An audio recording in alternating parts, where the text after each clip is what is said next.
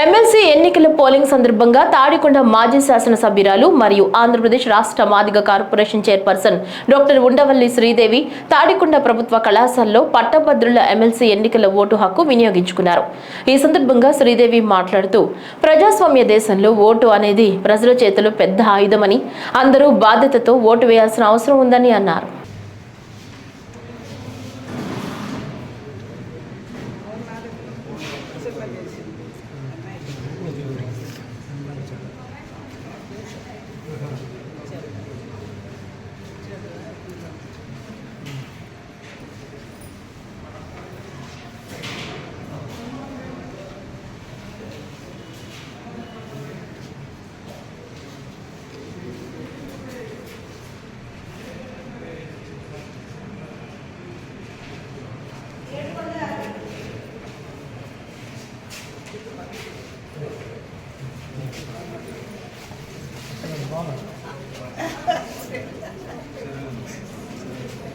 మన ఓటు హక్కుని ఈరోజు పోలింగ్ కేంద్రంలో వినియోగించడానికి ఈరోజు రావడం జరిగింది. మండల అధ్యక్షుడు గారు, ప్రసన్న కుమార్ గారు, చాలా మంది ఇక్కడ నాయకులు కూడా చాలా కష్టపడుతున్నారు.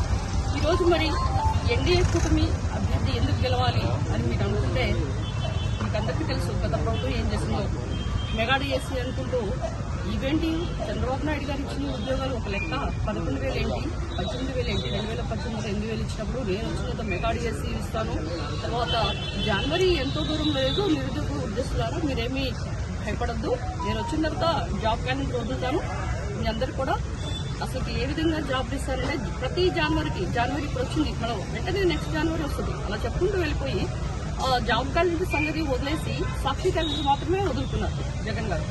ఈ రోజు అలాంటి ప్రభుత్వాన్ని, ప్రజలు మోసం చేసిన ప్రభుత్వాన్ని, 25,000 టీచర్స్ ఉద్యోగాలు వచ్చిండే, తర్వాత అంతేకాకుండా ప్రభుత్వ ఉద్యోగస్తులు అయితేనండి, పోలీసు ఉద్యోగాలు అవన్నీ కూడా 2.5 లక్షల పైన ఇప్పటికి వచ్చాయి. అంటే ప్రజలను మోసం చేసిన ప్రభుత్వంతో ఈ రోజు దొడ్డుదారున కెఎస్ లక్ష్మణరావు గారు అనే వ్యక్తి ఎమ్మెల్సీ క్యాండిడేట్ ఏ విధంగా ఆయన జతకట్టాడో మీ అందరికీ తెలుసు. యాక్చువల్గా ఆయన కనుక సొంతగా పీడిఎఫ్ నుంచి కంటెస్ట్ చేస్తే గెలిచేవాడేమో, కానీ ఈరోజు ఎప్పుడైతే వైసీపీతో జతకట్టాడో ఆయన యొక్క పరాజయం ఖాతాలో ఆయన పేరు నమోదు చేసుకోవడం అనేది ఈరోజు మనం గమనించాలి. ఆయన కంట్లో ఆయన చేతులను పొడుచుకున్నాడు.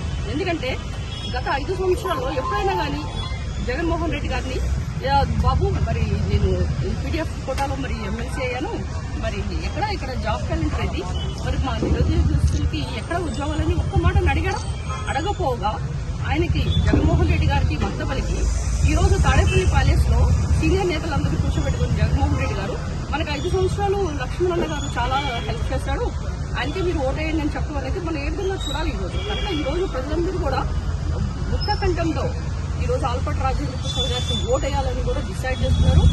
ఈరోజు వార్ వన్ సైడెడ్, ఇక్కడ రెండో వ్యక్తినే లేరు. కనుక ఈ యొక్క విజయం అనేది రాష్ట్ర చరిత్రలోనే ఒక హైయెస్ట్ మెజార్టీగా రాబోతుందని కూడా మేము ఈరోజు గంటకొద్దని చెప్తున్నాం.